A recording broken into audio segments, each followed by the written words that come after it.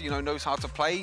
As Hal said, you know, in the previous game, it was a really, really good performance on the set. And there's a Lucian first pick, which we haven't actually seen in quite a long time, to be fair. Yeah. Was it? It has been a while. Yeah. It has been a while. It was like at the start of the planes, it was like Lucian was always first pick priority, whether it's in the mid lane or the bot lane. And it's kind of fallen out a little bit. You know, we've seen Triple V play the Lucian as well. So this could be a flex pick for a champion that has... Oh, that's Ashe, by the way. But a champion that has risen as well is the Garen. Thing that we didn't talk about is Huyan, that Garen nearly dealt 20,000 damage last game. And he was a Garen.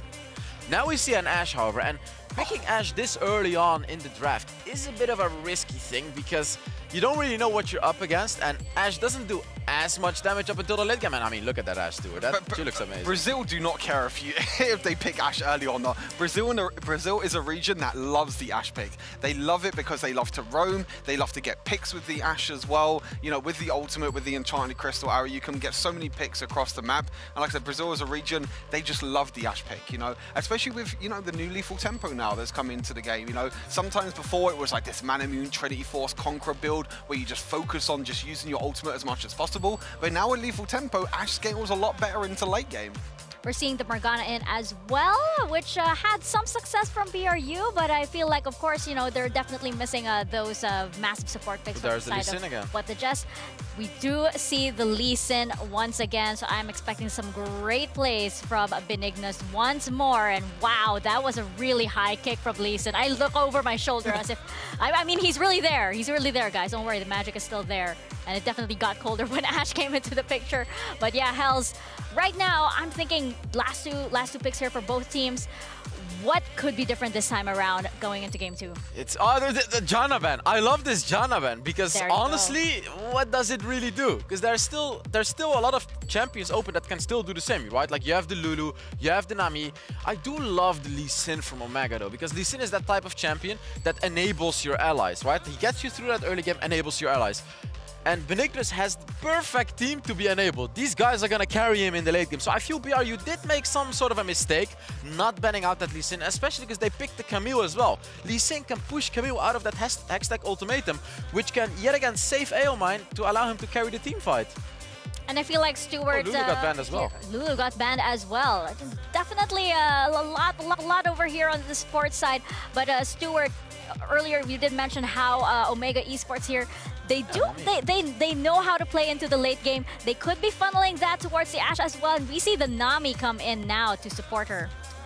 It's hard to ban out Omegha, I'll be totally honest. It's going to be the same thing as before, but BRU's comp looks really, really strong right now. It does look like it is going to be a Lucian bot as well on the side of Triple V. So we got the Lucian versus Ashe matchup in the bot lane, and we got a Lux as well for Suits in the mid lane. This is something that he played in the Wild Tour as well. This is a pocket pick for Suits in the mid lane. We've seen him play it before, and this is all about the pick comp. You have the Lux binding, you have the Ashe Enchanted Crystal Arrow, you have the Tidal Wave as well. This is all about the team fights. This is all about what Omegha loves.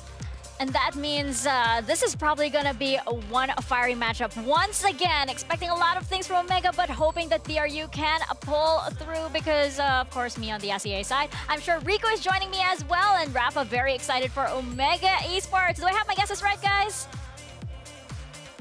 Damn right, Mika. Yeah. You are so right on the money. But Buriram here are ready to take it back to Omegha. They saw what Omegha had to offer, a lot of the late game team fighting powerhouse. The Vayne. Yeah, and the flip over to the Ashe now puts him more into a utility perspective, and it's Noel. It's Noel. He's playing in the mid lane with this Lucian. And there's a lane swap. There's so many things happening. It's like we skipped a year, and this is what the next meta is looking like. The exhaust comes out. Do they get the flash out of cat type? They are pushing to the very bitter end. They get the barrier out of cat type. Not the flash, but still summoner advantage, or at least a 1-for-1. And you look at Triple V and What the Jess right now. They're trying to back away. They're trying to meet the bottom lane, Aomine and Selena, to match that lane swap. This is nuts. Yeah. This is nothing we've seen before in the play. Absolutely incredible. Like what a fantastic early game plan from Omegha, because you saw what the mind games were like during the draft phase. Yeah. The Lucian comes out because Buriram is very anticipating that, okay, a late game hyper carry marksman's coming from Almine. Almine says, okay, I'm gonna go for utility. Good flash from Almine. What the Jess, great attempt and making sure that they are getting a summoner advantage down. But now Omegha even like getting away from the dual lane as well, putting pressure on Cat type, forcing him to take a recall. Oh, this is... It's great. And because of that barrier drop from Cat type, that means Benignus can make his way towards bot lane. If Suits, even Waves Clear, gets priority, that is a potential tower dive. 3-on-1, baby. Yeah. Okay, what the Jess making the punish on the Almine, knows that he doesn't have flash from before, whittling it down from the damage. The soils, the dark soils from VVVV almost gets Almine down for first blood, but not quite yet. They have vision. There's a control ward in that brush, so they see this potential gank from Golden Feet coming. That's a lot of control. That's a lot of vision. And the fact that Almine's on an Ashe, I don't think Rafa that's going to change anything. He's still going to be the carry. I know Ashe says utility, but he's gonna use it like it's a Vayne, I bet. Good pressure from Noel, using the culling, almost forcing out his flash on the tower, but he still got a barrier. The Ignite does not take him out, and now Suits, even though it's forced the pressure away, he's got reinforcements waiting in the wings. Noel just used flash, so it's easy for the rest of Omegha to jump on him. First blood for Brazil. Omegha is doing it right now. BRU cannot read what the next thing Omegha is gonna do, and I feel like that unpredictability is throwing BRU off the charts. Who are you coming to collect this minion wave? We're only under 3 minutes, Riku. Omegha striking first. Once again, this isn't... Arrow! The arrow from Almine! The final spark from downtown, the Cat type! He has flash. He's forced to use it to get out of the wall. Doesn't go down, but the pressure is so overwhelming, even early on. Usually when we see an Ashe, right, it is a very good 1-3-1 pick, because you basically send an arrow from the side lanes, and whoever is at the 1-3-1 basically on the side pushing is going to finish off the kill. But this time they're using it during the laning phase, burns more summoner spells from Cat type, and that means when Benignus drops by at the bottom lane, they can finish off Cat type. And if Game 1 wasn't a prime example of how coordinated, how strong the 5-on-5 is for Omegha, you can tell from the coordinated global ults that how much they are talking to each other. Yes. A lot of coordination. Good bubble. Nice flash from Almine. Dashes and gets out of the way of the grand entrance from What the Jest. Even forces his own flash as he was under the tower. Exactly. You can tell that BRU is...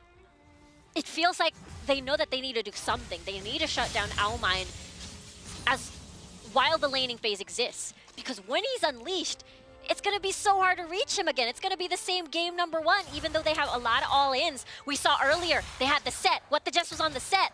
They've got Golden Feet on the Morgana.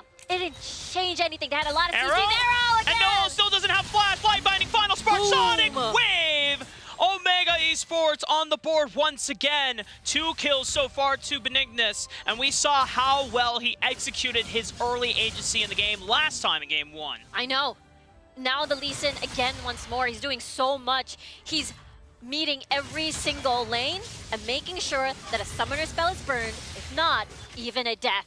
Another 1v1 happening here, though. He still has barrier. Huya pops it. Wind Slash comes out to Masia. Justice. Woo! That was close. Too close. Too close. It was a Cat type eating 1 tower hit. That could have been it. That's going to be even. Just an exchange of summoner spells. Actually, Huya pretty much held on to his flash. Cat type still has his barrier. And that's going to be important because that's the first one carried out the game. Oh, man. There's no flash from Almine. He tries to distance himself, but he knows that he's been routed off. Selena, accepting the fate of his Dragon Laner partner, is able to get out with a flash.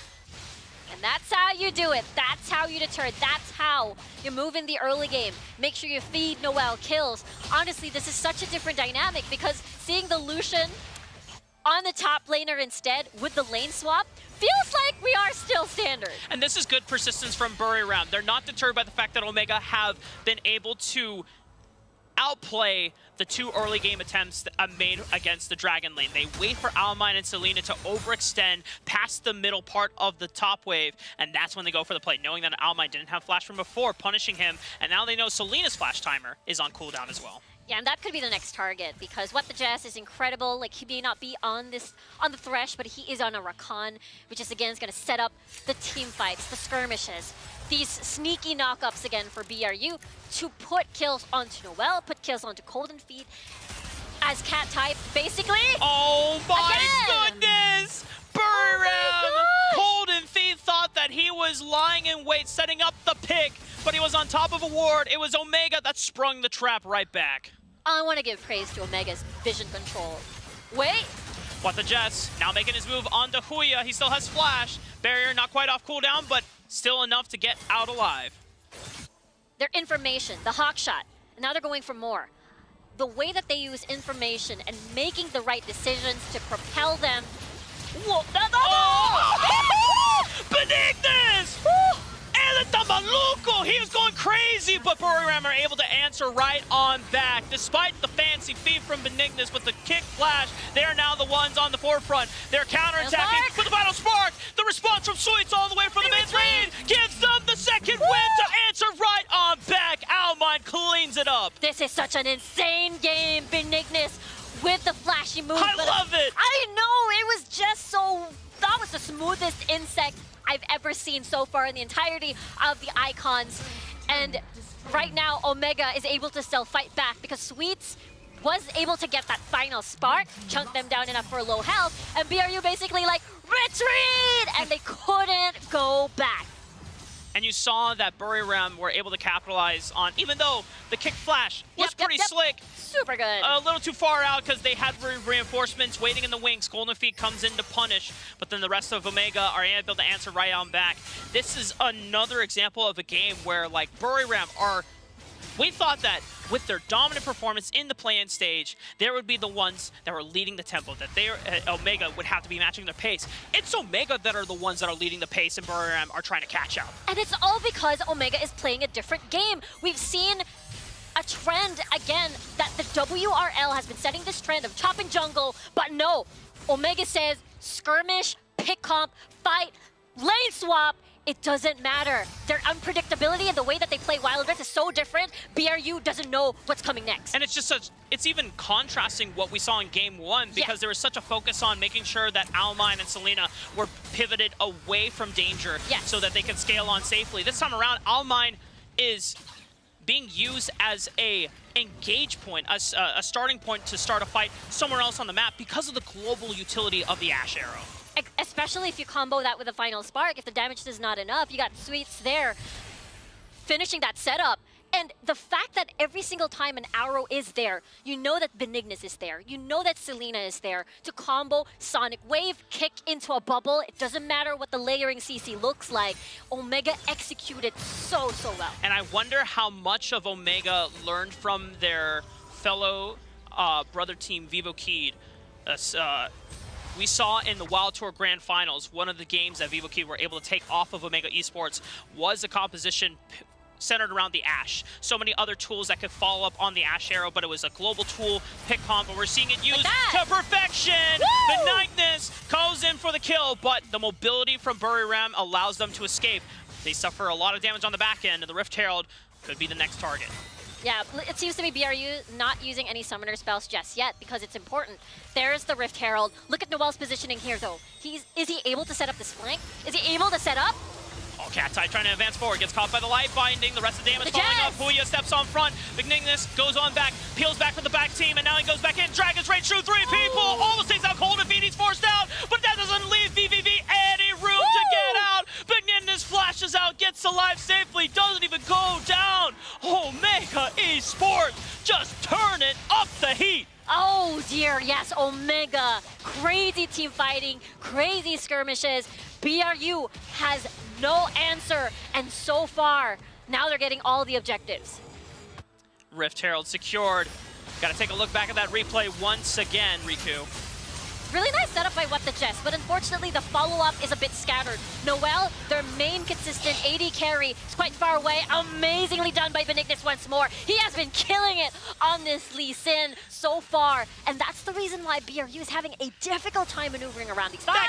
Oh, man.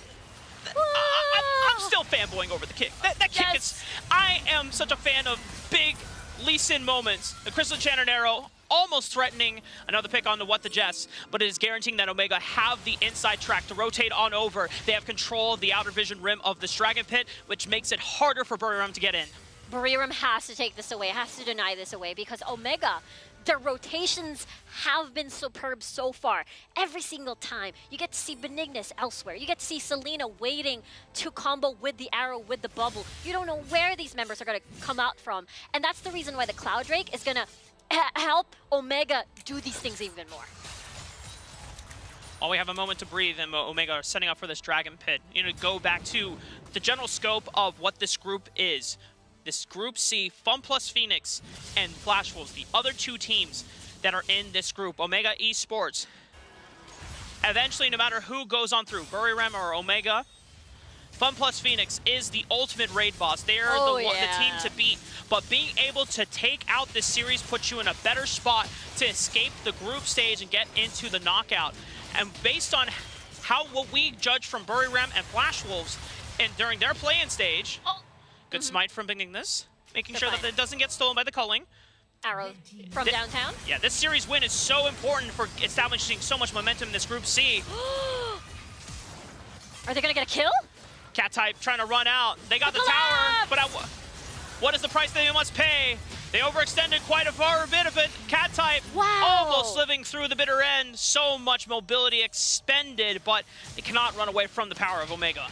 Yeah, I swear, you're right, Rafa. This is the biggest confidence boost, morale boost to get through the raid bosses. Benignus thought What the Jess was going to fall there. But having that big 2-0, you're right, is going to help them immensely in this group. I mean, a lot of the casters refer to this as a very dangerous group, one of the group of deaths that we have here. And honestly, they're doing everything right, Omegha. Right now, they're looking to 2-0 this series. Not gonna lie, Rafa. I'm a WCS person. I'm an SCA fan all the way. But Omegha impressing everyone so much. They're making a believer out of you. And it's only a 1,000 gold lead, so like, you know, not to take anything away from the momentum of Buriram. There's still a chance for them. 2 dragons going over to the favor of Omegha, and the confidence and the absolute flair that they are demonstrating.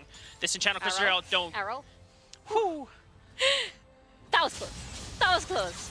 Noel is going to be fine for now, but it seems to me Benignus is going to try once more. He's coming right in. But good thing Colin Feet is nearby. Never mind. I mean, this is a team with a WRL representatives and 2C representatives. Yes. And going back to even, you know, speaking with, you know, support from others, Brazil team Liberty, Manfritze, they're saying this is how we see the power rankings of the regions as a whole. WRL above everyone else. Yep. And the second region, WCS. Yep. Understandable. And they even had Korea above as a third, and they said, our goal was to match the power of Korea. We think if we can be on the same power of Korea, we'll be happy. If you can beat WCS, the supposed second powerhouse region, that is huge. For Wild Tour, for the Brazil region, and the Christian Channel once again. Oh my gosh. Every engage for Buriram. It is negated. It is put down, but hold up now. Hold the phone. Cap the type. Is able to get one back on the sweets. Wait. Can Omegha rally behind? Look to clean up any stragglers here. It's actually Cat type that gets out clean.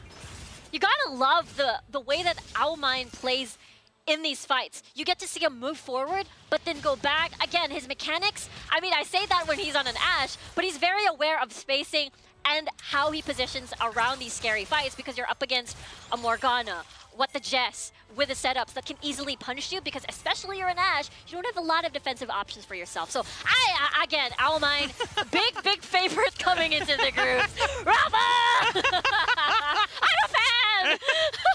Riku is just absolutely impressed by so to go from super hyper scaling marksman in the vein where it's all about you to then being Ashe. You're the team player, the role player. Now, you know, huge sigh of relief for Buriram, getting 1 kill out with no trade back whatsoever. Cat type seemingly coming online at could be a crucial point. Touching on the Enchanted Crystal Arrow. It means that Omegha cannot capitalize on this pick. This is really good coming from BRU. I mean, I'm not... The fact that we're not seeing QSSs means that they're going to just keep maneuvering around the light bindings. They're going to keep dodging these arrows from downtown. So that's a lot of confidence, especially that they need these tools, these other enchants. The Hourglass, look at the setup though. Yeah, you know what it is? It's Buriram trusting in their mobility. Yep, exactly. It's going to be very important and very scary at the same time once the arrow lands. I mean, no escape. If Almine sees Lucian expending Relentless Pursuit, Colin and Feet just hook-shotting in carelessly, there's no QSS, right? Nope. And then your only other option is to hope that VVV is on standby, ready for a Dark Shield. Yeah, that is your only hope. That is definitely your only hope. But there's only so much that you can do, right? The light binding can get 2. The bubble can get many. Yeah. And there's just so much CC threat, single target CC threat rather. And for the very reasons that we talked about, how huge it would be for Omegha to win this series, to get that confidence boost and put yourselves at such a good spot in a group with FPX. Same goes for Buriram. If they're able to, because now they are slightly edging out in gold, they're definitely even. Yes. If they're able to find a fight where they find Sweets or Almine, that's a majority of the burst damage gone, and then you can clean through with your mobile bruisers that you have on this side of Buriram. It's going to be really, really difficult. With the Elder Drake now spawned, your options are Arrow, Binding, you get a pick, you win this. Really nicely done by Huya once more to split push. What the Jess was looking for it, but good flashes from Sweets. Dodges out on Danger. One huge engage tool already gone from What the Jess, but you still have Hextech Ultimatum. You still have Flash from Cat type. You still have Dark Shoals, Shackles. Arrow! Oh, What the Jess almost gets clipped out. Benignus goes in for the punish. Tidal Wave separates the multiple members of Buriram, and here comes the flank from Huya. He finds it silenced, but he exhausts immediately, forces him out. And Omegha don't find the advantage, but they are the ones that are first onto the Elder Dragon. He is so tanky. You saw him inside the Tormented Soil, being binded, and he was just spinning in place, not damaged at all. Elder Drake, now, the next one. What the Jess just dashes in, trying to get vision on it, but Omegha dash right back off. They want to bait Buriram M. They are the ones confident to take the fight. Flash from What the Jess. Does he get the knock-up down? It looks like it's on the Huya, the tank, but he trades on to What the Jess. Huya! Does he go down? Demacia Justice out. Whoa, he trades out Huya! What an absolute Chad! And he still doesn't go down! That is insane. One of the most insane things I've seen in the icons. I cannot believe Huya lived through all of that, and now they get the Elder. Buriram is gone, and right now, again, I repeat, this is looking to be a 2-0 Rafa. Salvo a Jogo saving the game. Had Huya gone down, that fight could have turned. That could have been the momentum riding in for Buriram. But Huya standing strong. One of the players that garnered quite a number of MVPs in the Wild Tour Grand Finals, and we got our Coca-Cola pop-off. Yeah, we literally just said it right. In the Tormented Soil, Binding, What they just wanted to make a play, Sterax activated, every auto attack for Huya, and yet they cannot finish the kill at all, and they're able to silence What the Jess. After that silence from Huya, What the Jess couldn't use any spells to reach the backline, to make another play, to chain the CZs, and I swear, Omegha, He did the most damage in that last fight. 2.8k. Are you kidding me? Arrow again. Once again, Crystalline Shattered Arrow. The Dragon's Rage follows up. No on the side, but the Coling pushes back Omegha Esports, but it's all for naught. The damage has already been done with that Elder being secured. Oh, they are going for it more. What the Jess goes in for the initial engage, but Cat type has been silenced once again. Demacia Justice is served on a platter to Buriram. They're pushed back. The flash binding from Sweets forces the stasis out of VVV. But he still goes down in the end. It doesn't even matter. Omegha Esports. Acorda Brasil, que hoje tem campeonato. Your #1 seed is kicking ass on day 1 of group stage. Let's go, Rafa! Omegha 2-0ing Buriram United Esports from the WCS in a convincing fashion. And not only that, they played Wild Rift differently and showing us that you can win through this. They are showing us their own style on how to do it.